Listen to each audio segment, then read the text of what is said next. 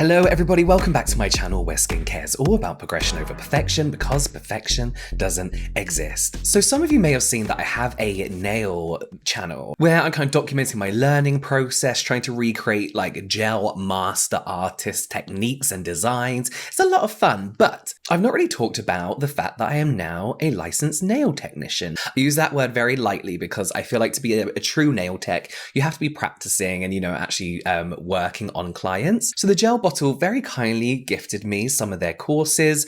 I had a one-on-one training session that spanned over 3 days with no obligation to post anything, so this isn't sponsored. But I was looking into becoming a nail tech anyway as something to do, I guess as like a hobby. And all their courses are Guild of Beauty accredited, which basically means you could get the right insurance and the quality of education to start your own business and become a fully licensed nail tech. And I said in an interview with Scratch Magazine, my second interview with them, that I want to talk from not a voice of authority, but a voice of education. Someone who has been properly educated. I feel like to be a voice of authority, you have to be within a business for years and years and, be someone that people look up to and aspire to be within that industry. And I'm right down there. I wanted to have the right education behind me to be able to talk very confidently about nails, nail anatomy, gel nail products, techniques. I've seen all the courses that the Gel Bottle offered. I was like, they're the ones to go for. They're hugely popular here in the UK, widely recognized. And I learned everything from the nail anatomy, health of nails, diseases, how to spot dodgy products that haven't been regulated, to actually painting nails, extensions, all types of extensions, and a little bit of nail art as well. And I'm glad I did this at the time I did it because recently we've been seeing a lot of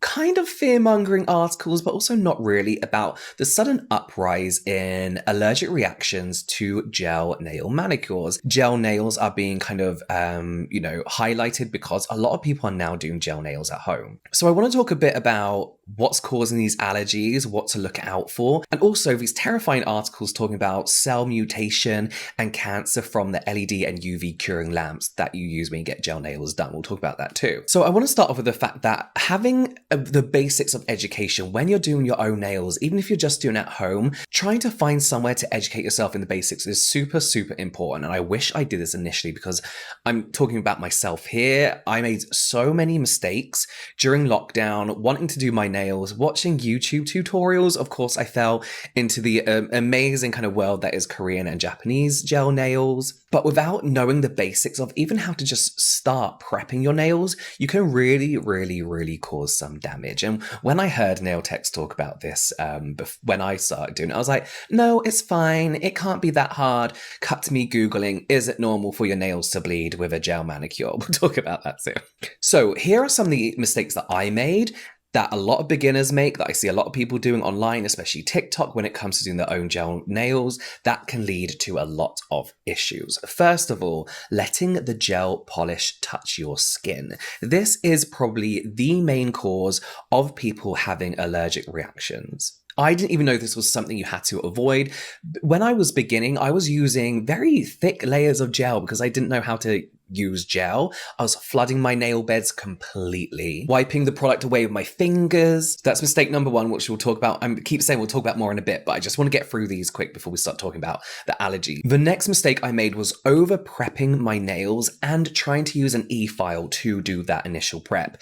The Russian dry manicure, I believe it's called, looks incredible. That is when they use an e-file, an electric file, to kind of get away all the dead skin, really make a perfect kind of like seamless, just like line. It looks like almost like a fake hand, like just have skin and then nail, and you don't see any of that dead cuticle. All the dead skin is kind of clipped and filed away. But if you aren't trained on how to use an e-file or even how to do the initial prep, you can really open up your skin to damage. You can file grooves into your actual nail, taking away those layers of your nail, making dents. My nails, after 2 years, have finally kind of grown out from that. I completely damaged them. It was like dips in my nails, all from incorrectly using an e-file, using it at the wrong angle, using the wrong bits. I was getting like those red rings of fire on my nails that when you touch them, your nail would be painful. And this also includes when you remove your nails. I thought, I can use an e-file, I'll just file everything away. But this is when the damage to your nails happens. It's not really the case that gel products in general are going to ruin your nails. It's the removal of the gel and the process that can damage your nails. And that's where my damage came in. I would also do manicures a few times a week. I would do my nails 2 to 3 times a week, doing them, filing them off because I didn't like it. I was practicing on my own fingernails, which I wish I never did. I wish I practiced on like a practice hand. I'm holding one here. I don't think you can see it. No. I was so uneducated on how to do the basics that my nails, because of the way I was prepping them, over prepping them, opening up my fingernails and skin to loads of allergies, my nails started to bleed and lift. I remember a gel nail brand, were very interested in working with me 2 or so years ago. And I had to message my manager a picture of my fingernail and be like, I can't do a sponsorship with this brand with nails like this, because they were lifting away. And all it was like white down to here. It was awful, awful. And for some reason in my head, I was like, this is normal. Why are my fingernails bleeding? Like, why am I itchy? I had no idea. I would personally say, whilst I don't discourage at home DIY gel nails, because that's how my passion grew, and I think it's a nice thing to do. Learning the basics, learning health and safety, getting yourself on a course from whoever, wherever, and learning those initial health and safety and basics is so, so important so that you can, in the long term, save money doing your own gel nails safely at home. So let's talk about why people have allergies. I mentioned that with the rise of the popularity of DIY at-home gel nail kits, especially during lockdown, people couldn't go out and have their nails done, they would do them themselves. The media suggested that dermatologists were getting more and more clients who were experiencing allergic reactions to their gel manicure. It said that one of the main ingredients that causes gel allergies is HEMA, or you may see it on the ingredient list as 2-hydroxyethyl methacrylate. It's essentially an adhesive that photo-cures, giving your fingernails that kind of shiny, hard finish. And it kind of helps all the different layers adhere together. So you get it in kind of like a lot of the nail art stuff, especially. So any kind of 3D gels, any kind of things you play around with, things like layering gels, it's in a lot of products. It's relatively affordable and can cure very well in low concentrations. However, to very oversimplify it, HEMA has a very small molecule size, so it can easily enter the skin and cause a lot of irritations. Dihema, has a larger molecule size. But there are other potential allergens in gel polish too. We all know, especially within the skincare game, that you can have an allergy to anything. You can get irritation from anything. But especially with gel polish, something that isn't formulated to go on your skin, with repeat exposure to uncured gel polish around your finger skin, you can start to get these gel allergies. And it doesn't just happen suddenly. If you get it, it means that you've been overexposing yourself to uncured gel polish. And it's very unlikely that you'll ever be able to have a gel manicure again without getting that reaction. But this also goes into acrylates as well, which you can find in everything in general. I think they use it in dentistry, they use it in contact lenses. So yeah, it's something that you don't really want to mess about with. So gel allergy tends to look like inflamed, itchy, little bumpy red skin. Some people think it's eczema initially, nail lifting, redness, bleeding, actual swelling of the fingertips and like a warmth in the fingertips. But it'll be the itching that I think you'll notice is the first thing, and the redness as well. As I mentioned, most people aren't educated in how to properly prep your nails. And you'll see online that people are over prepping the nail beds. They're clipping the echinacea, which a lot of people call the cuticle. It's not. It's kind of like that bit of skin around here, like the white bit. And the cuticle is the actual white kind of dead skin type stuff you get on your actual nail. So people are clipping around the epinicium and they're opening up their skin. They're creating wounds on their skin. And then when you put gel on those wounds, I would say that's it. You're done. You're done. You're going to get allergic reactions. Even if you are just pushing back that skin, gently pushing it back with like an orange wood stick, what you're doing is lifting everything under there as well. If polish gets under that proximal nail fold, that's it as well. You can cause allergies. So application technique is so important, and learning that technique. So even if you have to leave like a wide gap around your nails, with a bit of nail showing until you really perfect your technique, just be so careful. And I'm not over exaggerating it, because once you're done, once you've got an allergy, that's it. You'll never be able to do it again. If you love your gel nail manicures, you'll just have to opt for press-ons for the rest of your life. So technique is so important. But going back to the DIY home kits that you get off Amazon, Temu, AliExpress, Wish, all this kind of stuff, come with those really shitty lamps. They're not good, and most of them aren't regulated or held to a specific standard either. These lamps aren't really properly capable of fully curing the product. Your gel can look fully cured on the surface. It can be hard to the touch, but underneath you can have uncured product, which then leads to allergies. Using the incorrect lamp with the incorrect products as well can also leave the gel uncured, properly uncured, and leads to allergies. So there's so many different factors, but if you are just doing at-home manicures, I would highly recommend sticking to one brand and using that lamp and all the colors and nail art stuff that they have to offer. We also have the rise of gel extensions, full coverage tips, or Gel X. They're called full coverage tips, but everyone calls them Gel X. Gel X is the Apres brand. It's their thing. It's like calling every hairdryer a Dyson, But Apres Gel X is the most popular system. These are full coverage extension tips that are so easy to use and really, really good to make a really easy, get instant nail extension. But there is a technique to applying these, and a huge and very important part of this technique is not to let uncured product spill either side of the nail tip. Again, uncured product on your skin, you're then curing it. It's just, you're gonna cause yourself allergies. And this is the main thing I see, especially on TikTok, is people doing these gel nails, like extensions, with a really bad technique, or like letting it spill over the side and then clearing it away. Doing this over and over and over again will lead to allergies. So again, some kind of practice and education, hopefully not on yourself,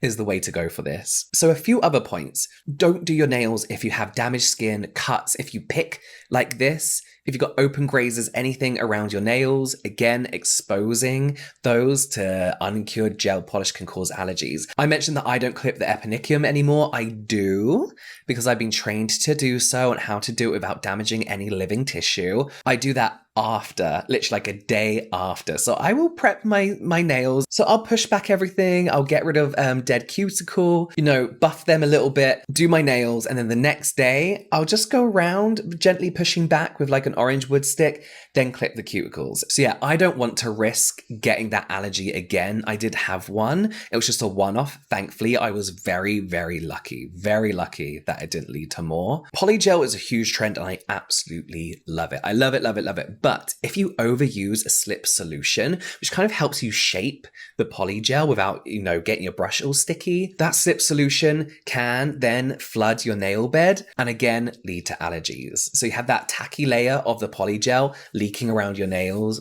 which can cause allergies. Dodgy websites where you can't see where or how the product was made, you can't get an actual kind of like ingredient list. You should be able to find the SDS sheet. This is a safety data sheet for every product, every nail product that the brand creates. This will list everything from the safety of the product to ingredients within the product. If you can't find this, I wouldn't use the product. If you can't find this on the website or a retailer, I wouldn't use the product. So we're talking about like products from like Wish, Amazon. I would be really careful of those. You can get polishes that are often labeled toxic or chemical free. And being from the skincare world, we know that doesn't mean a lot. It doesn't have any kind of like approved meaning or regulated meaning. But that is why I personally do use a lot of Korean and Japanese gel polishes. First of all, because I love the way they look, but also they are free of known potential allergens in gel products. You usually see them labeled as 10 free up to 12 free. 12 free usually includes things like parabens and fragrance, which I don't really care about. But it doesn't mean they're completely allergen free. As I mentioned, anyone can develop an allergy to anything or have an allergy to anything. And also those 10 to 12 ingredients often change depending on the brand. But I haven't had any allergies from Korean gel products. Coincidence? Maybe. Buy a practice hand off Amazon. You can get one for like $5 and practice on that before actually practicing on yourself and making these crazy mistakes. Learn how to prep your nail first of all and do that without actually doing any gel polish. Maybe prep your nails and use some normal nail varnish. Crack down your technique with a nail varnish before you then go into gel polish, I would say. I actually find gel polishes easier to work with than nail varnish. So I feel like once you cracked varnish, you can then move on to gel without much problem. So let's talk about the latest scary article of gel polish manicures giving you cancer. And this is the idea that LED lamps, UV lamps that are used to cure the gel polish can give you cancer. Do they give you cancer? Long story short, no. This is like a fear-mongering article that if you Google it, comes out every year. Google UV lamp causes cancer, followed by a year, and you'll get so many results. A recent report came out stating that UV nail curing lamps cause cancer and smell mutation. There's a few people that I turn to when it comes to science education. The EcoWell, Jen from the EcoWell, and Lab Muffin, especially when it comes to skincare. But Doug Schoon is one of the go-to people to look for when it comes to science education, especially when it comes to nails. He's a scientist, cosmetic chemist, educator, and all-over nail expert. So I went over to his Facebook and he had an amazing breakdown of what this new terrifying study actually consisted of. So, breaking it down to a few notes made by myself. Point 1, he makes, in my own words, the lamp used in the study wasn't a widely used nail tech salon lamp. It was a lamp that used the highest wattage available. This is a lamp that had the highest wattage on the market that literally no one uses. It claims to cure products 50 times faster than your average widely used nail lamp. And of course, they only used this lamp. That means what would usually cure in 30 seconds would cure in 15 seconds. And I promise you, no professional nail tech is using this lamp because that's ridiculous. There's just no need for it. Point 2 is they exposed their sample to 20 minutes of continuous exposure, then repeated that over 3 days for a total of 60 minutes. So they put this sample under a UV lamp, the highest wattage UV lamp you could get on the market for professional use, for a total of 60 minutes. You're never going to sit down for a nail appointment and have your hand in under a nail lamp for even 20 minutes, for even 10. You at most cure for 60 seconds at a time, 120 seconds on a slow cure, which means everything's just kind of like a lot lower. So at most, what you got your base, you got your main color, you got some nail art, and then you have a top coat. 4 to 5 minutes, absolute maximum, absolute maximum. And finally, the authors of this study actually say this does not provide direct evidence for an increased cancer risk in humans. Yet that is what everyone is reporting, because why not use a terrifying headline in order to get some views and some clicks? UV lamps have been proven over and over to be safe for human use when used correctly in a professional environment. You know, somebody is regulating these things. They're not going to be like, oh, so we missed the fact that these cause cancer. They're not going to do that. They're not going to do that. Like, a human died once drinking 6 liters of water in 3 hours. No one's going to do that. But also, does that mean I should stop drinking glasses of water here and there because someone died when exposed to the wrong amount of water? No, of course it doesn't. The dose makes the poison in everything. That's a very popular chemistry term, toxicology term, and it applies here as well. So yes, I hope that was interesting. It's like a little bit different for this channel, but if you are interested in getting yourself on a course, learning the basics, I'll link everything for the gel bottle courses down below. I had the best time. I learned so much, and I'm so much more confident in my skills and what to look out for and what I'm capable of, basically. And I'm looking forward to learning much more. Also, I'll link my nail channel down below if you're interested. You can watch some stuff here and some more stuff here, some things, and I'll see you next time.